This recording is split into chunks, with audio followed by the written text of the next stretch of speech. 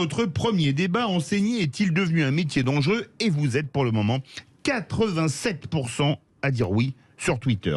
Avec nous, Jean-Rémy Girard, président du SNALC, le syndicat national des lycées et collèges. Bonsoir.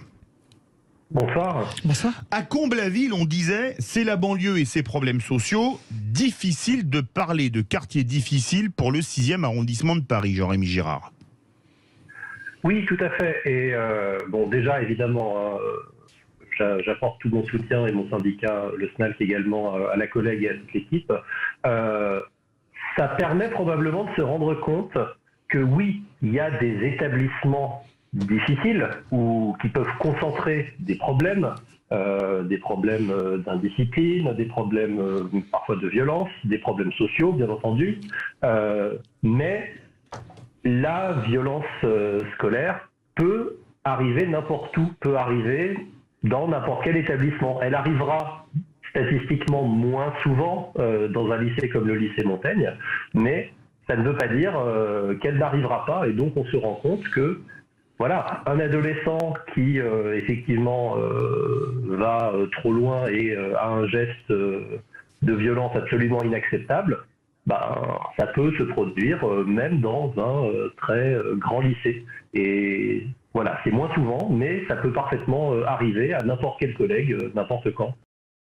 Oui, on est tout à fait d'accord sur le constat. Alors, effectivement, gérer la classe et faire valoir son autorité, il fallait quand même le faire dans le passé. C'est pas non plus quelque chose qui fonctionnait d'un claquement de doigts, mais c'était moins difficile qu'aujourd'hui, très clairement. On le voit, même les chiffres du ministère qui sont ce qu'ils sont, enfin, qui ont le mérite d'exister, d'être calculés de la même manière tous les ans, montrent une augmentation lente mais continue de la violence scolaire, une violence qui est encore heureusement essentiellement verbale, mais qui effectivement existe de façon physique. Dans le second degré, dans les collèges et les lycées, elle est essentiellement le fait des élèves. Et ce qui peut être aussi très inquiétant et qui montre aussi une certaine évolution de la société, c'est ce qui se passe à l'école primaire, où les faits de violence sont répartis 50-50 entre les élèves et les parents. C'est-à-dire qu'il y a autant de parents qui peuvent agresser notamment les enseignants, puisque à l'école primaire, il y a à peu près que ça, dans une école, que d'élèves. Donc on voit qu'il y a un rapport qui est de plus en plus difficile envers l'institution scolaire, envers le métier d'enseignant, qui est un métier extrêmement dévalorisé dans la société, de plus en plus. Et plus le métier est dévalorisé, plus l'autorité du métier devient compliquée à faire valoir, et donc on est obligé de se réfugier dans l'autorité individuelle. C'est-à-dire c'est chaque enseignant qui va essayer d'avoir les armes, les techniques, les petites astuces pour faire en sorte que ça se passe bien, mais l'institution elle-même n'est pas véritablement symboliquement protectrice. Oui, alors la question des solutions, si on en avait une qui était miraculeuse, je pense qu'on l'aurait sortie depuis très longtemps au ministère de l'Éducation nationale, mais là on est sur des évolutions qui d'ailleurs dépassent très largement le seul champ de l'école, quand c'est des problèmes sociaux extrêmement graves, extrêmement sérieux. L'école, j'allais dire, elle arrive en bout de chaîne, c'est-à-dire elle est l'endroit où on regroupe tout ça et on essaye que ça n'explose pas. Et souvent, on fait plutôt bien notre travail d'ailleurs, et souvent ça n'explose pas trop, mais il y a des fois où effectivement, notamment face à un acte individuel absolument incontrôlé, on peut absolument rien faire pour prévenir. La question, c'est qu'est-ce qu'on peut faire après? Vous avez parfaitement raison de dire il y a besoin déjà d'un soutien inconditionnel. Alors, c'est le cas ici, l'affaire est très médiatisée, mais on aperçoit quand même que depuis notamment l'affaire Samuel Paty, l'institution affiche nettement plus son soutien vis-à-vis des enseignants quand ces derniers sont agressés, vis-à-vis des personnels.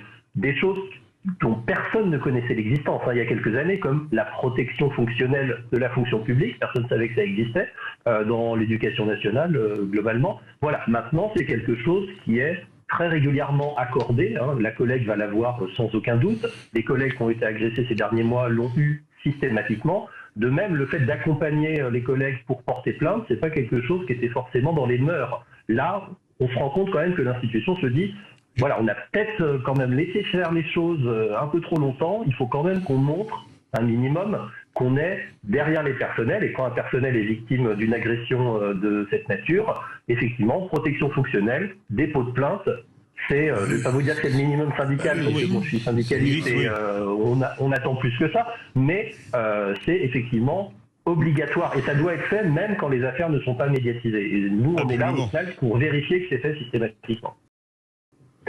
Oui, tout à fait d'accord avec ce que vous dites. Il y a, je crois, un début de prise de conscience. Alors, c'est pas pour essayer d'être positif pour être positif, mais il y a, je crois, un début de prise de conscience. Nous, on le sent quand même au niveau des institutions. Vous parliez, par exemple, que vous étiez parent, peut-être représentant de parents d'élèves. Nous, on était assez en tension avec les fédérations de parents d'élèves pendant pas mal d'années, qui pouvaient avoir ce comportement un peu clientéliste, consumériste. Ça aussi, c'est assez en train de changer. Très clairement, on se rend compte que les fédérations elles-mêmes se rendent compte de la violence et de l'agressivité d'un certain nombre de parents et de plus en plus servent un peu d'intermédiaire pour rappeler ce qu'est l'éducation nationale, pour rappeler comment ça marche aux parents. En fait, nous, on éduque les élèves et on enseigne aux élèves. Les parents, c'est pas notre job. Les parents, c'est des adultes qui sont supposés être responsables. Et c'est vrai qu'on est extrêmement démunis dans ces types de situations quand le problème vient pas de l'élève ou vient pas uniquement d'élèves, mais peut venir de la famille. Je dis pas que c'est le cas ici, mais c'est quelque chose qui s'est de plus en plus manifesté. On l'a bien vu avec l'affaire Samuel Paty, que l'élève ait menti, c'est une chose. Que le parent ait monté l'affaire de façon absolument hallucinante, c'est ça, en fait, qui a été extrêmement grave. Donc, on a un problème social d'un certain nombre de parents, parce qu'il y en a beaucoup avec lesquels ça se passe heureusement encore très bien, mais là, nous, on est extrêmement démunis. Il y a une seule catégorie de personnel qui, à un moment, peut faire quelque chose dans tout le système éducatif, ça s'appelle les assistantes sociales. C'est les seuls qui ont une capacité, un pouvoir d'intervention pour aller voir ce qui se passe dans les familles, pour se rendre compte des dysfonctionnements.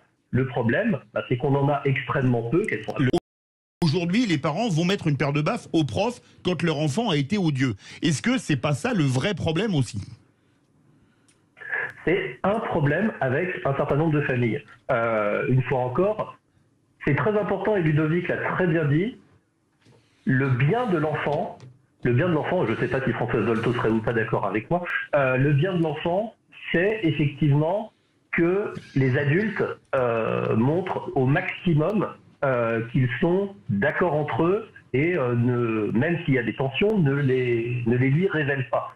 On peut parfaitement être en désaccord avec des parents d'élèves, c'est des choses qui peuvent arriver, on est des adultes, on est en mesure de s'expliquer des choses calmement. Ce qui est terrible, c'est quand l'enfant est au milieu de tout ça, parce qu'à un moment, l'enfant, il a d'un côté, effectivement, son attachement à ses parents, de l'autre côté, on l'espère quand même, son attachement au personnel de l'éducation nationale et notamment à ses enseignants, ses assistants d'éducation, et il se retrouve le cul entre deux chaises, si vous me permettez l'expression. Et ça, c'est destructeur. Moi, je suis tout à fait d'accord pour discuter avec des parents et qu'ils disent, voilà, moi je trouve que c'est pas forcément comme ça, etc. Bon, ben, discutons, on a bien le droit, il n'y a pas de souci. Ensuite, moi, je fais pas de remarques sur comment les parents élèvent leur enfant. Justement. Mais, en revanche, on ne le montre pas à l'élève. Si à un moment, on doit se dire des choses sur lesquelles on n'est pas d'accord, on fait sortir l'enfant du rendez-vous, par exemple. C'est vraiment quelque chose qu'il faut systématiquement faire.